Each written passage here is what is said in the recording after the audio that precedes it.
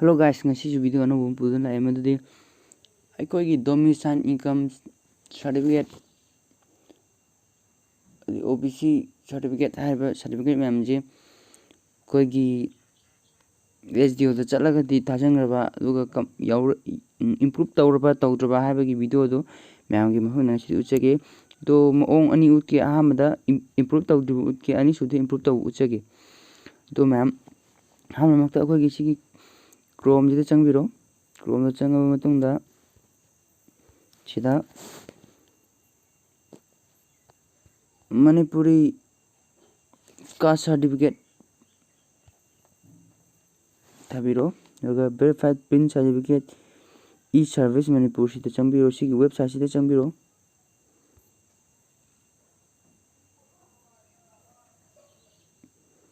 सिगी link अजे description जो हापचरमगे ma'am सिगी link चंगबिरो गसिदा थोलैबा अदोंगी phone की डेस्कटॉप तो नंबिरो डेस्कटॉप ऑन तबिरो अगर सिगी एप्लीकेशन नंबर हाइजिन थोलैबा सिदा नंबिरो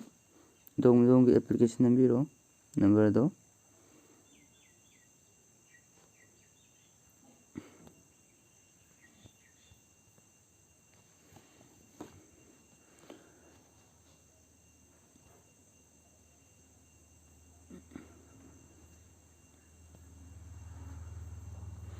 दोंगी एप्लीकेशन नंबर दो नंबर मतुंगदा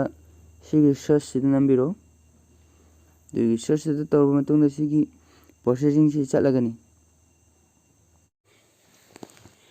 दोंगी एप्लीकेशन अदो प्रोसेसिंग तौरी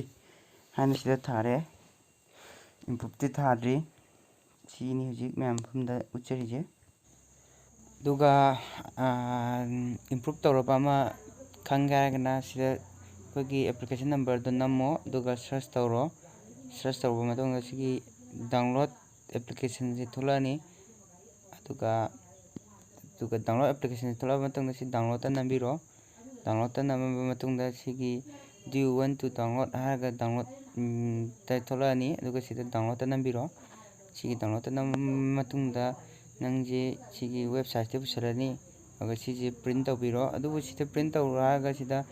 क्वेश्चन मार्क लेजे सिजे टिक मार्क लेगदबने अदो सिगी टिक मार्क लेबजे चप चाबदि खंग्रे टिक मार्क लेगदबने दि खंगे दो सिगी सेमबजे कमाय सेमनो दि खंग्रे अने ngasi ताइदि ओनली डाउनलोड तौफम दुदंग ताकपने दो सिगी टिक मार्क से अदो क्रमना लेहंगने हाबदो आई मैम फंदा थमजरके अमु दो मैम वीडियो से नुंगाइरदि लाइक अमसुंग सब्सक्राइब तौसिनबिरमु मैम।